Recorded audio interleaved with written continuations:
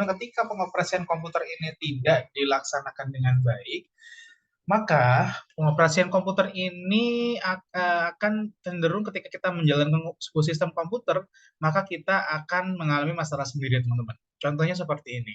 Teman-teman, apakah pernah mengalami masalah ketika membuka sebuah laptop, namun laptopnya ternyata susah untuk dioperasikan atau EKE-nya lemot, teman-teman?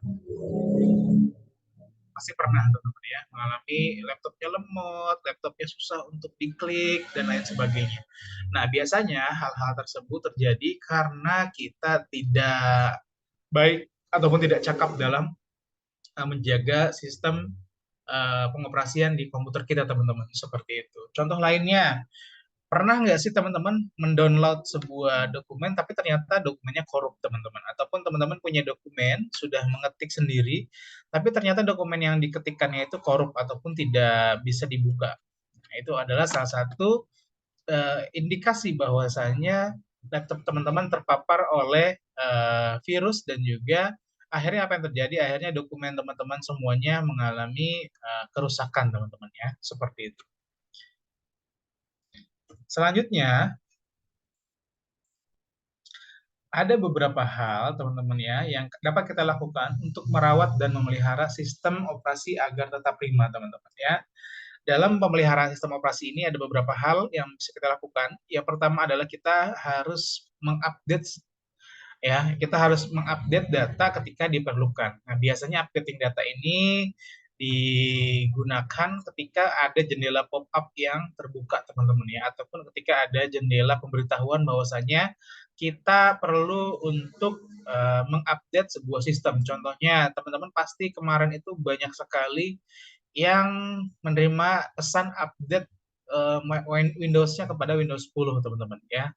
Seperti itu. Atau mungkin teman-teman ketika teman-teman menggunakan handphone Android pun sama. Di handphone Android ketika kita membuka aplikasi, ada aplikasi yang tidak bisa terbuka karena aplikasinya memerlukan update terlebih dahulu. Setelah diupdate baru aplikasi itu bisa dibuka. Nah, itu adalah salah satu cara untuk memelihara sebuah sistem operasi. Kenapa kok kita memelihara sistem operasi itu dengan cara mengupdate reguler, Pak, ataupun mengupdate aplikasi yang memang sah, teman-teman. Kenapa hal tersebut dilaksanakan?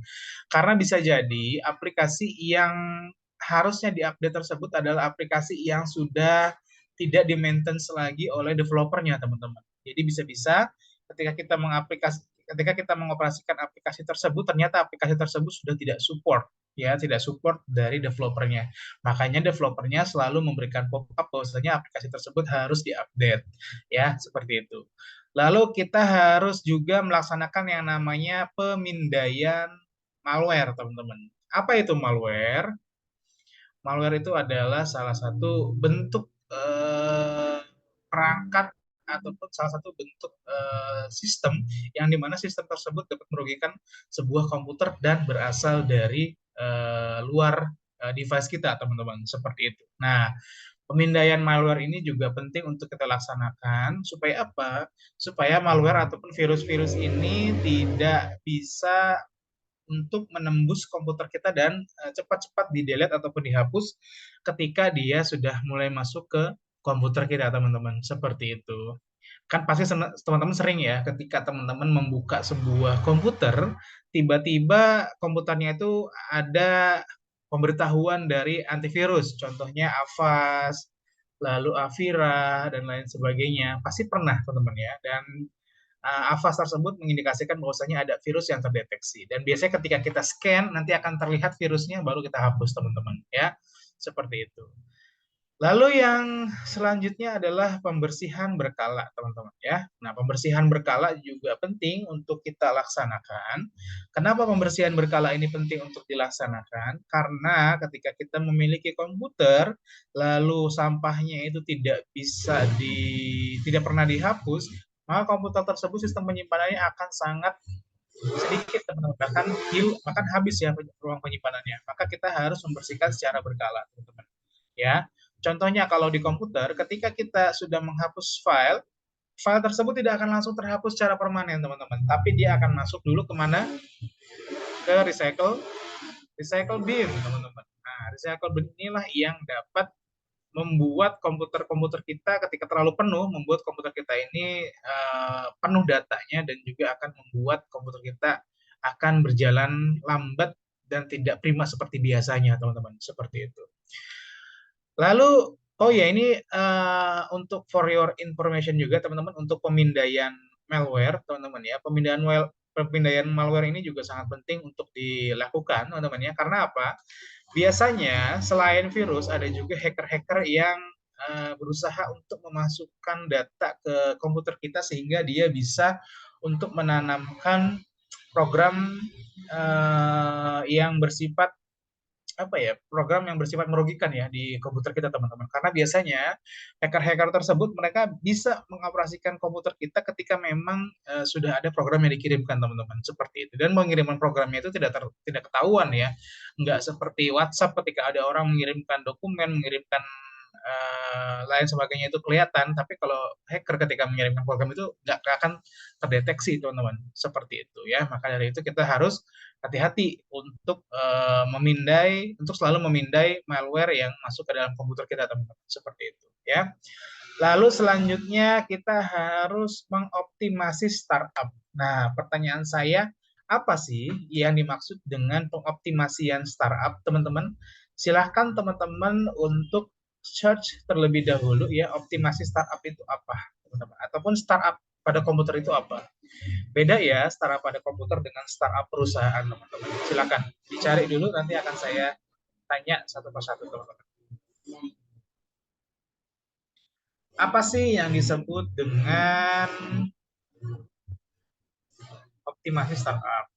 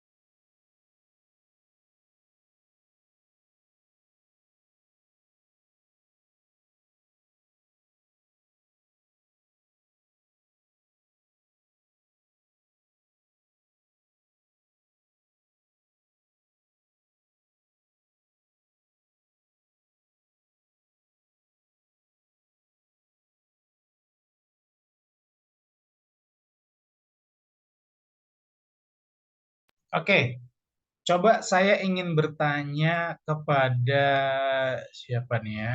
Alia, apa sih yang dimaksud startup pada sebuah komputer, Alia? Ya, jadi yang saya temuin di apa di internet, jadi program startup adalah program yang aktif atau berjalan secara otomatis ketika komputer dinyalakan dan tengah memuat sistem operasi. Program ini bisa terus berjalan berfungsi untuk mengamankan komputer dari virus, Pak. Oke, betul ya apa yang dikatakan oleh Alia. Jadi salah satu startup pada sebuah komputer adalah program komputer yang berjalan otomatis, kawan-kawan sekalian ya. Program komputer yang berjalan secara otomatis ketika kita menyalakan komputer kita ataupun ketika Windows-nya sudah aktif, teman-teman. Seperti itu ya. Contohnya apa, Pak, ketika kita menggunakan program komputer ini ataupun ketika kita menggunakan startup ini? Contohnya apa?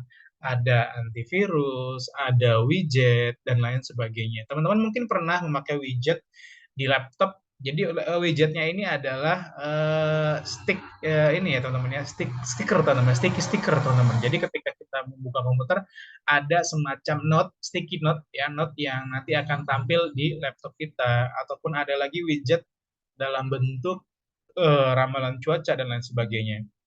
Itu adalah program startup, yaitu program yang berjalan otomatis ketika komputer kita dinyalakan. Nah, namun teman-teman semua, ketika teman-teman menggunakan sebuah program startup ya, ataupun ketika teman-teman menggunakan sebuah aplikasi startup, teman-teman harus melihat terlebih dahulu, jangan sampai aplikasi startup yang kita gunakan ini terlalu terlalu banyak teman-teman. Nah, ketika aplikasi startupnya terlalu banyak, apa yang terjadi? Yang terjadi maka kapasitas RAM di komputer kita akan terkuras dan komputer kita akan cenderung lemot ya ketika digunakan ataupun tidak optimal ketika digunakan teman-teman semuanya. Makanya jangankan di komputer, di handphone pun ketika kita menggunakan berbagai macam fitur, contohnya kita download aplikasi tema, download aplikasi untuk merubah font, download aplikasi untuk merubah tampilan widget dan lain sebagainya, pasti komputer pasti handphone kita akan lemot teman-teman ya. Walaupun tidak lemot, biasanya baterainya akan cenderung akan sering terkuras dengan habis teman-teman ya. Kenapa? Ya karena memang aplikasinya ada banyak teman-teman. Seperti itu ya. Lalu hindari overloading. Maksudnya apa, Pak? Hindari overloading. Maksudnya dari menghindari overloading adalah menghindari membuka aplikasi terlalu banyak. Contohnya teman-teman sedang ngerjain tugas ya, dibukalah Microsoft Word, dibuka juga PPT, dibuka Microsoft Excel. Lalu search engine-nya dibuka semua dari mulai Google Chrome, Mozilla, Internet Explorer, dan lain sebagainya ya. Dan semua program-program dibuka. Akhirnya apa yang terjadi? Biasanya mereka akan overload, teman-teman ya. Biasanya mereka akan overload, biasanya aplikasi kita akan overload dan akhirnya apa yang terjadi? RAM-nya tidak kuat untuk menangani overload tersebut dan biasanya komputernya akan hang secara instan, teman-teman. Maksudnya komputernya hang secara instan itu seperti apa? Komputer akan freeze, teman-teman. Nah, dan ketika kita coba untuk klik klik klik klik akan ada notifikasi bahwasanya Windows not responding, teman-teman. Do you want to close this application? Artinya apa? Kita diminta untuk mengclose beberapa aplikasi supaya apa? Supaya kapasitas RAM-nya jadi optimal lagi, teman-teman. Nah, maka dari itu jangan sampai komputer kita mengalami overload, teman-teman, ya, seperti itu. Minimal kalau kita membuka sebuah program komputer ya minimal maksimal kita membuka program komputer 4 atau 5 teman-teman itu sudah maksimal sekali. Tapi kalau teman-teman semuanya membuka sampai lebih dari 5, 7, 8, nah itu akan mudah sekali komputer kita akan overloading teman-teman. Apalagi laptop-laptop yang memiliki RAM yang kecil teman-teman. Nah laptop-laptop yang mengalami yang memiliki RAM kecil biasanya akan bermasalah ketika mengalami overloading teman-teman seperti itu. Makanya biasanya kalau laptop gaming itu biasanya RAM-nya itu sudah di custom teman-teman. Dia tidak seperti laptop pada umumnya, tapi dia laptop yang memiliki RAM lumayan besar kapasitasnya supaya apa? Supaya dalam pengoperasian sistemnya dia akan berjalan lancar ketika si gamers tersebut mengoperasikan games yang memang membutuhkan kapasitas RAM yang besar ya. Lalu yang terakhir adalah firewall dan keamanan. Nah, firewall dan keamanan juga penting sekali untuk kita jaga. Dengan apa? Dengan cara kita mendownload dan juga menginstal antivirus yang tersedia. Seperti itu. Kenapa kita perlu untuk mendownload antivirus?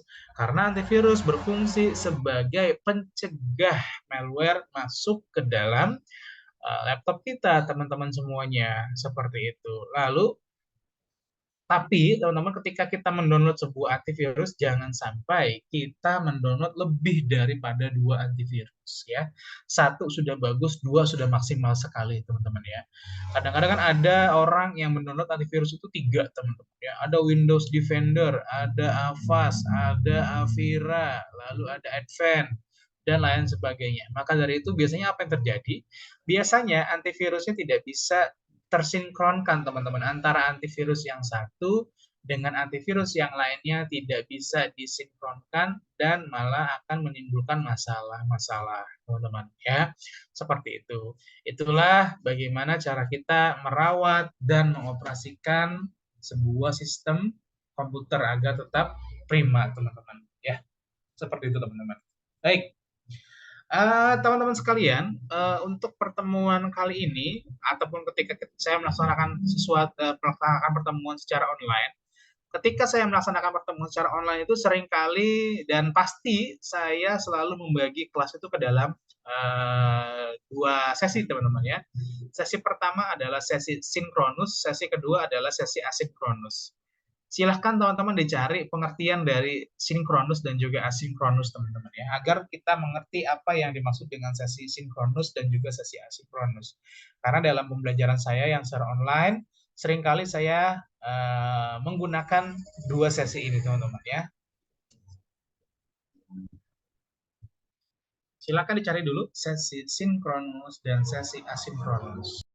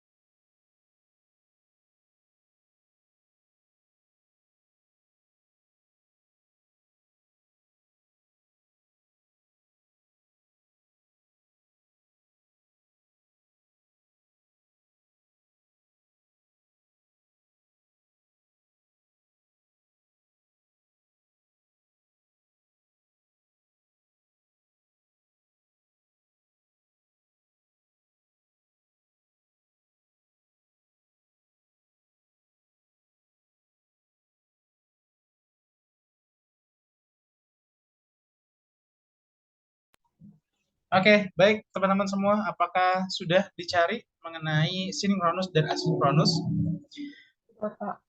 Baik, saya akan coba bertanya kepada Veriska Nia Mulani.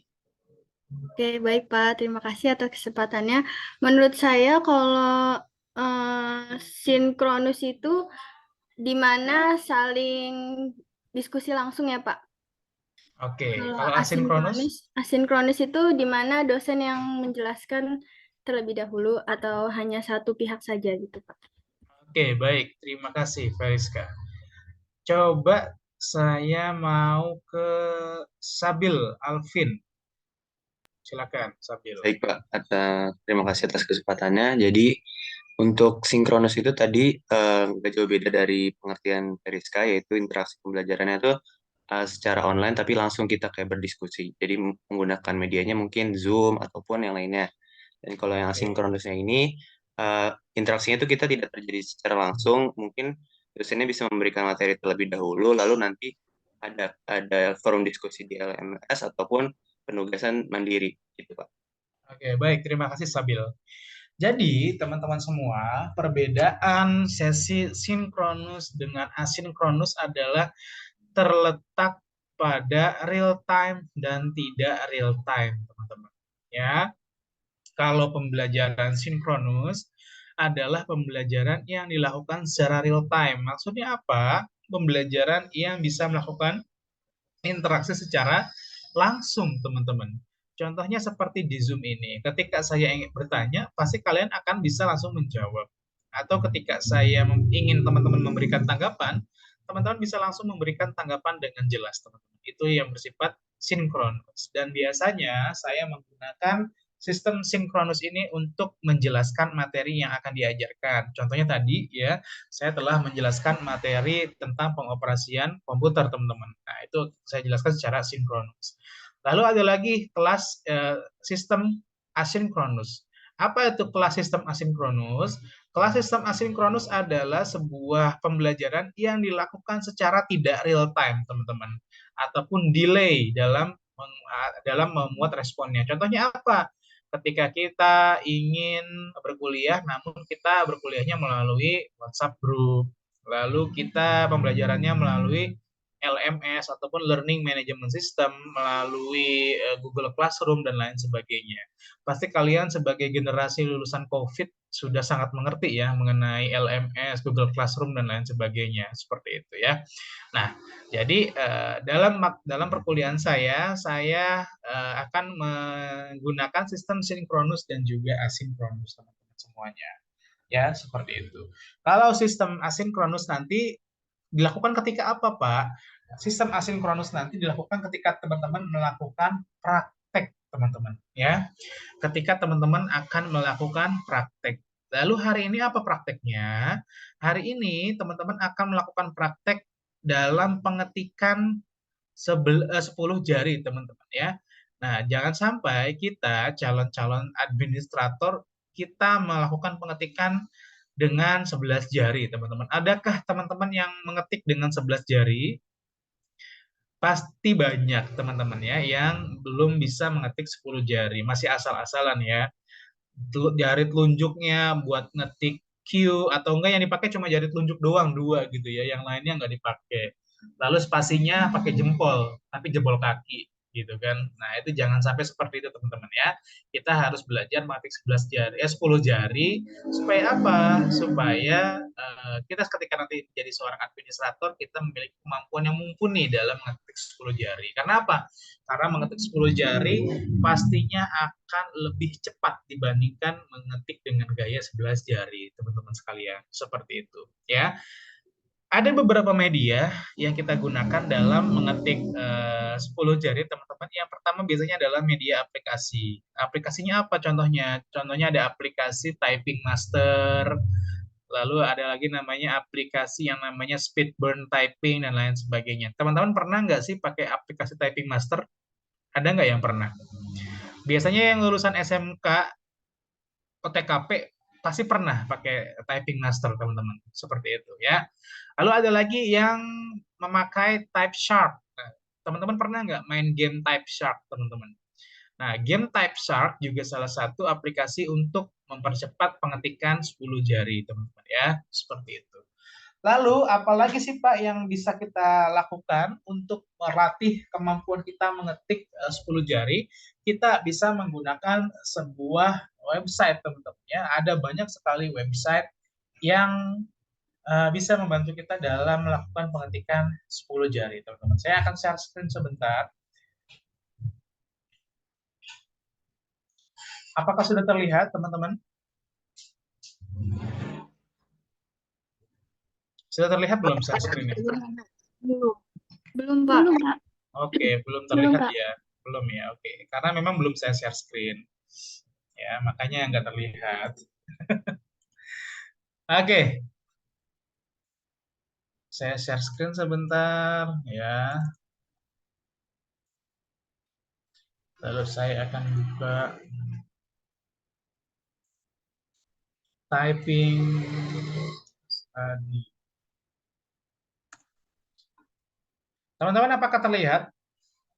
Terlihat dong, masa enggak kalau sekarang? Terlihat ya. Oke, good. Nah, teman-teman di sini, teman-teman tinggal ketikkan saja di Google, yaitu typing study, teman-teman lihat di sini ya. Jangan sampai salah pengetikannya. Lalu teman-teman silakan buka langsung websitenya. Websitenya yaitu www.typingstudy.com, teman-teman. Di sini ya. Lalu kita langsung buka typing study-nya. Nah, untuk typing study ini kita akan pilih bahasa, teman-teman. Nah, di sini ada berbagai macam bahasa ya. Ada bahasa apa namanya Inggris, ada bahasa Inggris Amerika ya, US English dan lain sebagainya, teman-teman ya. Tapi yang kita pilih adalah bahasa Indonesia. Jangan sekali teman-teman pakai bahasa Thailand. Karena kalau pakai bahasa Thailand, ketiknya nanti bukan A B C D tapi Ming Nang Seng wala Ming Nang Shong gitu ya. Jangan sampai gitu, teman-teman. Ya. Kita pakai yang Indonesia saja ya. Tinggal diklik teman-teman bahasa Indonesianya. Nah, ketika diklik bahasa Indonesia, di sini ada beberapa tampilan. Yang pertama adalah tampilan mengetiknya, yang di tengah sini, teman-teman ya. Saya akan tandai sebentar supaya teman-teman semuanya bisa mengerti. Yang pertama adalah tampilan layar untuk latihan mengetik. Yang kedua adalah tampilan keyboardnya, teman-teman. Di sini ya. Ini adalah tampilan keyboardnya.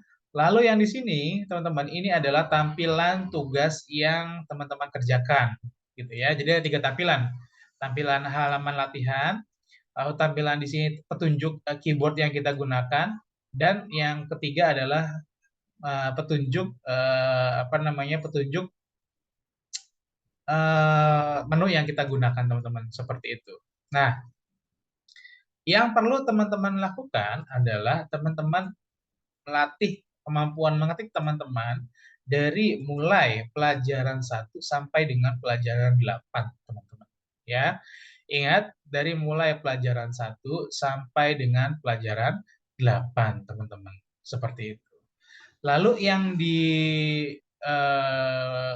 yang mana, Pak? Ya, ini semuanya, teman-teman. Dari mulai bor kunci baru sampai dengan bor kata tambahan, teman-teman. Sama, di pelajaran 2 juga sama. Dia ada anaknya, teman-teman ya. Nah, lihat di sini dari mulai kunci baru sampai dengan terakhir seperti itu ya. Coba kita akan buka yang bor kunci baru pelajaran 1 ya, kunci baru baris rumah. Di sini teman-teman, ketika kita ingin mengerjakan latihan mengetik ini di sini kita tinggal mengikuti apa yang sudah ditunjukkan oleh tangannya, teman-teman. Lihat di sini apakah ada yang melihat gambar tangan di sini? Ini gambar tangan ya, bukan gambar kaki ya. Kalau kaki seperti ini bentuknya, ini bukan kaki manusia tapi kaki simpanse, teman-teman ya. Tapi ini gambar tangan ya. Nah, teman-teman, berarti kalau seperti ini huruf A itu diketik oleh jari apa, teman-teman? Clicking. Jadi clicking apa? Kanan, kiri, atau clicking kaki? Kiri. Kiri. Clicking kiri, betul. Berarti saya tinggal ketik AA gitu ya. Nah, lalu spasinya pakai apa? Jempol ya, jempolnya bebas, pakai jempol kanan atau kiri bebas saja ya, teman-teman ya. Asal jangan pakai jempol kaki ya. Nah, lalu S pakai jari apa? Jari manis. Kiri. Jari manis mana? Kiri. Manis kiri. Oke, good. Nah, lalu DD pakai jari tengah, lalu FF pakai jari telunjuk, lalu JJ pakai jari apa? Telunjuk sebelah kanan, dan seterusnya, teman-teman. Nah, ketika teman-teman telah melaksanakan pengetikan sampai dengan selesai, ya, pada kunci baru baris rumah ini nanti akan keluar nilainya, teman-teman. Seperti itu, ya. Ketika keluar nilainya, jangan lupa untuk screenshot nilainya, ya. Nilainya di screenshot, lalu dimasukkan ke dokumen Microsoft Word. Untuk screenshot, silahkan teman-teman ketik print screen ya, ada tombolnya di laptop teman-teman. Atau kalau nggak ada tombolnya, boleh difoto menggunakan handphone, seperti itu ya. Lalu dimasukkan ke Microsoft Word. Nah, lalu dikerjakanlah yang kedua. Contohnya di sini ya, saya akan mengerjakan bor kunci 1. Saya kerjakan sampai selesai, pindah ke bor kunci 2. Saya kerjakan sampai selesai, sampai keluar nilainya, saya screenshot, masuk ke bor kunci 3. Baru saya kerjakan lagi sampai selesai, sampai nilainya keluar, teman-teman. Nah, hasil screenshotnya dimasukkan di Microsoft Word. Jangan lupa dimasukkan juga nama dan juga kelasnya, teman-teman ya, seperti itu. Lalu teman-teman semuanya, di atas screenshotannya itu dikasih judul, contohnya pelajaran 1, nah di bawahnya screenshotan semuanya, lalu pelajaran 2 di bawahnya screenshotan semua sampai dengan pelajaran 8, teman-teman. Seperti itu ya. Silahkan dikerjakan dari mulai hari ini dikerjakan ya, nanti di sesi asinkronus. Ketika saya selesai menjelaskan, teman-teman silakan langsung dikerjakan di sesi asinkronus, teman-teman. Di sini ada pelajaran 1 sampai dengan pelajaran 8 dikerjakan ya. Anak-anaknya juga di sini dikerjakan semua, teman-teman. Seperti itu. Nanti silakan dikerjakan dan juga hasilnya dimasukkan ke Microsoft Word. Nanti untuk pengumpulannya saya akan buatkan LMS ya, teman-teman. Saya lupa mulu ya untuk buat LMS karena saya lagi hektik-hektiknya, teman-teman. Nanti juga hari Rabu saya nggak bisa ngajar di kelas lain karena kebetulan hari Rabu saya ada ujian internasional, teman-teman. Jadi sulit sekali untuk untuk membagi waktu, teman-teman ya. Maka dari itu saya masih belum bisa untuk ngoprek-ngoprek LMS seperti itu. Oke. Teman-teman nanti silahkan kalian kerjakan langsung ya apa yang tadi telah saya instruksikan ya. Silahkan nanti teman-teman semuanya untuk mengerjakan typing study-nya dari pelajaran 1 sampai dengan pelajaran 8 seperti itu. Untuk deadline-nya kapan? Saya serahkan kepada teman-teman semuanya. Kira-kira kalian mau deadline-nya kapan?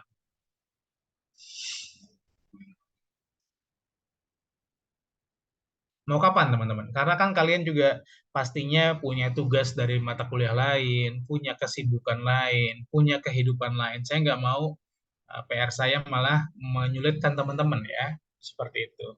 Jadi saya serahkan ke kalian nih, deadline-nya mau kapan kira-kira? Mau kapan deadline-nya, guys? Hari Coba Minggu boleh nggak, Pak? hari Minggu boleh. Teman-teman yang lain gimana? Hari Minggu? Minggu depan, Pak. Kenapa, Sabil? Minggunya minggu depan boleh nggak, Pak? Buset, itu kebanyakan, Sabil. Udah lewat pertemuan minggu depan juga. Hari Minggu, ada lagi yang lain? Hari Selasa depan, Pak, pertemuan selanjutnya. Hari Selasa depan, pertemuan selanjutnya. Jam berapa? Hari Selasa jam berapa? 2359, Pak. Hari Selasa depan jam 23.59. Oke, boleh. Ya. Jadi deadline-nya Selasa depan jam 23.59. Kalian punya waktu kurang lebih sekitar 1 minggu lebih, teman-teman ya. 1 minggu 4 jam, teman-teman. Nah, itu banyak sekali waktunya ya. Jangan sampai tidak dikerjakan. Seperti itu. Oke, baik teman-teman semuanya. Mari kita masuk ke sesi asinkronus, teman-teman ya. Sesi asinkronus, silakan teman-teman kerjakan tugasnya. Nanti kita akan bergabung di WhatsApp group saja, teman-teman ya. Seperti itu. Apakah kelas ini sudah memiliki WhatsApp group? Sudah ya. Oke, good. Baik, Novia, sebelum kita akhiri sesi sinkronus kali ini, silakan untuk didokumentasikan terlebih dahulu untuk bukti perkuliahan. Baik, Pak. Benar. Untuk slide pertama, pose guys.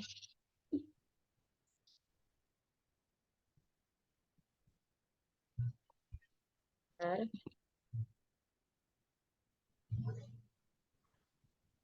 Oke, slide kedua.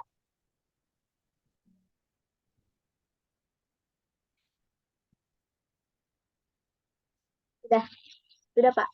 Oke, baik teman-teman semuanya, terima kasih. Mari kita bergabung di sesi asinkronus dan juga silakan untuk mengerjakan tugas yang tadi telah saya instruksikan. Oke, teman-teman, cukup sekian untuk sesi kali ini. Mari kita kerjakan tugas kita. Assalamualaikum warahmatullahi wabarakatuh. Waalaikumsalam. Waalaikumsalam warahmatullahi wabarakatuh. Waalaikumsalam Terima kasih, warahmatullahi Pak. wabarakatuh. Makasih, Pak. Pak. Terima kasih, Pak.